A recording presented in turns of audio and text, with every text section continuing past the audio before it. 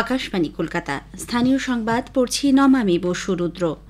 পশ্চিম মেদিনীপুরের আইআইটি খড়গপুর সহ দেশের 51টি নোডাল কেন্দ্রে আজ ৭ম স্মার্ট ইন্ডিয়া হ্যাকাথনের সূচনা হয়েছে।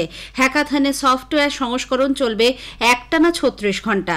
অন্যদিকে হার্ডওয়্যার সংস্করণ চলবে ১৫ই ডিসেম্বর পর্যন্ত। শিক্ষামন্ত্রী ধর্মেন্দ্র প্রধান ভার্চুয়াল মাধ্যমে এর উদ্বোধন করেন। বৈঠকে উপস্থিত ছিলেন কেন্দ্রীয় শিক্ষা প্রতিমন্ত্রী সুকান্ত মজুমদার সহ অন্যান্যরা। অনুষ্ঠানে শ্রী প্রধান শিশুদের কাছে শিক্ষাকে আরও সহজ করে তোলার জন্য মাতৃভাষায় পঠন পাঠনের উপর জোর দেন। তরুণ প্রজন্মের দক্ষতাকে অন্য মাত্রায় পৌঁছে দেবে এই হ্যাকাথন।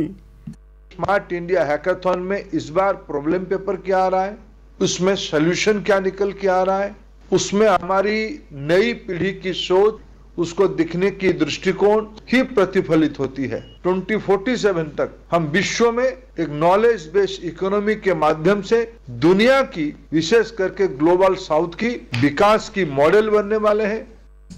শিক্ষা প্রতিমন্ত্রী সুকান্ত মজুমদার বলেন, স্মার্ট ইন্ডিয়া হ্যাকাথনে মেয়েদের ব্যাপক হারে অংশগ্রহণ এক উল্লেখযোগ্য বিষয়।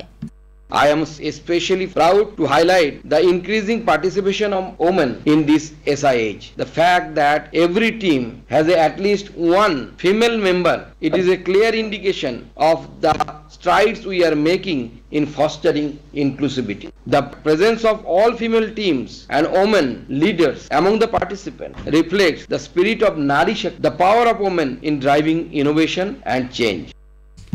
প্রধানমন্ত্রী নরেন্দ্র মোদী আজ বিকেলে স্মার্ট ইন্ডিয়া হ্যাকাথন 2024-এর চূড়ান্ত পর্বের তরুণ উদ্ভাবকদের সঙ্গে কথা বলবেন। ১৩০০-র বেশি পড়ুয়াদের দল চূড়ান্ত প্রতিযোগিতায় প্রতিদ্বন্দ্বিতা করছেন। মুর্শিদাবাদের ফারাক্কায় আজ বিএসএফ এর মহিলা বাহিনীর গঙ্গা দূষণ মুক্তি সচেতনতা নৌযাত্রার পশ্চিমবঙ্গ পর্যায়ে যাত্রার সূচনা হচ্ছে। ফারাক্কার গান্ধীঘাটে এই নৌযাত্রা উপলক্ষে নৃত্য বন্দনা, নমামি গঙ্গে সঙ্গীত সহ বিভিন্ন অনুষ্ঠানের আয়োজন করা হয়েছে। সীমান্তরক্ষী বাহিনীর পদস্থ আধিকারিকরা এই সূচনা করছেন। রাজ্যপাল সিভি আনন্দ বোসের এই অনুষ্ঠানে উদ্বোধনের কথা ছিল, কিন্তু কুয়াশার কারণে হেলিকপ্টার ওঠানামায় সমস্যার দরুন তিনি যেতে পারেননি বলে বিএসএফ এর মালদা সেক্টরের ডিআইজি তরুণ কুমার গৌতম জানিয়েছেন। এই প্রথমবার বিএসএফ মহিলা বাহিনী এই নৌযাত্রার আয়োজন করেছে। উল্লেখ্য, গত ২রা নভেম্বর গঙ্গোত্রী থেকে শুরু হয়েছে ২০ জন মহিলা বিএসএফ কর্মীকে নিয়ে এই যাত্রা। ৫০ দিনে প্রায় ২৫০০ কিলোমিটার নদীপথ অতিক্রম করে ২৪শে ডিসেম্বর তা শেষ হবে গঙ্গাসাগরে। পৃথক কোচবিহার রাজ্যের দাবিতে গ্রেটার কোচবিহার পিপলস অ্যাসোসিয়েশনের ডাকা রেল অবরোধ প্রায় ৫ ঘণ্টা পর আজ তুলে নেওয়া হয়েছে।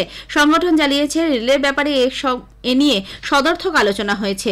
রেল তাদের দাবি কেন্দ্রীয় সরকারকে পাঠানো ছাড়াও স্বরাষ্ট্র মন্ত্রকের সঙ্গে বৈঠকের বন্দোবস্ত করে দেওয়ার আশ্বাস দেওয়ায় অবরোধ প্রত্যাহার করা হলো।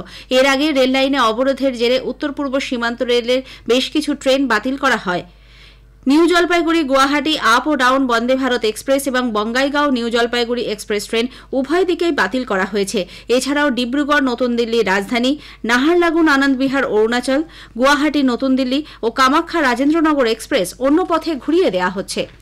বঙ্গোপসাগরে ভারতের জলসীমায় প্রবেশ করায় দুটি ভেসেল সহ ৭৮ জন বাংলাদেশি মৎস্যজীবীকে আটক করেছে ভারতীয় উপকূলরক্ষী বাহিনী। তাদের উড়িষ্যার পারাদীপ বন্দরে নিয়ে আসা হয়েছে। দক্ষিণ ২৪ পরগনার বিভিন্ন মৎস্যজীবী সংগঠন এই খবর প্রকাশ্যে এনেছে। এদিকে নদিয়া জেলায় বাংলাদেশ থেকে অনুপ্রবেশের ঘটনা সামনে আসছে। কাঁটাতারের বেড়া যেখানে নেই সেসব জায়গা দিয়ে অনুপ্রবেশ হচ্ছে বলে খবর। রানাঘাট পুলিশ জেলায় গত এক বছরে ৫০টিরও বেশি অভিযোগ দায়ের করেছে। অভিযোগ দায়ের করা হচ্ছে অনুপ্রবেশে সাহায্যকারী দালালদের বিরুদ্ধেও। এ বিষয়ে প্রায় ১৬০ জন দালালকে গ্রেপ্তার করেছে পুলিশ। ৩০তম কলকাতা আন্তর্জাতিক চলচ্চিত্র উৎসব আজ শেষ হচ্ছে। বিকেলে রবীন্দ্র সদনের সমাপ্তি অনুষ্ঠানে ইন্টারন্যাশনাল কম্পিটিশন বা ইনোভেশন ইন মুভিং ইমেজেস এই বিভাগে সেরা ছবিকে রয়্যাল বেঙ্গল ট্রফি অ্যাওয়ার্ড দেওয়া হবে। কম্পিটিশন অন ইন্ডিয়ান ল্যাঙ্গুয়েজ এই বিভাগে হীরালাল সেন মেমোরিয়াল ট্রফি দেওয়া হবে বেস্ট ফিল্ম ও বেস্ট ডিরেক্টরকে। এছাড়াও থাকছে নেট প্যাক অ্যাওয়ার্ড এবং স্বল্প দৈর্ঘ্য তথ্যচিত্রের সেরা ছবির জন্য রয়্যাল বেঙ্গল টাইগার ট্রফি। আজ সুন্দরবন দিবস। এই উপলক্ষে দক্ষিণ ২৪ পরগনা জেলার সুন্দরবনে থাকা ১৩টি ব্লকে দিনটি পালন করা হচ্ছে সুন্দরবন রক্ষার শপথ নিতে। মূল অনুষ্ঠানটি হচ্ছে সাগরের রুদ্রনগর কৃষক বাজারে। থাকছে নানা প্রতিযোগিতামূলক অনুষ্ঠান, সাংস্কৃতিক অনুষ্ঠান এবং সুন্দরবন বিষয়ক প্রদর্শনী। রাজ্য জুড়ে ঘন কুয়াশায় তাপমাত্রা এক ধাক্কায় ২ ডিগ্রি কমেছে। কলকাতায় আজ সর্বনিম্ন তাপমাত্রা রেকর্ড করা হয়েছে ১৬.২ ডিগ্রি সেলসিয়াস।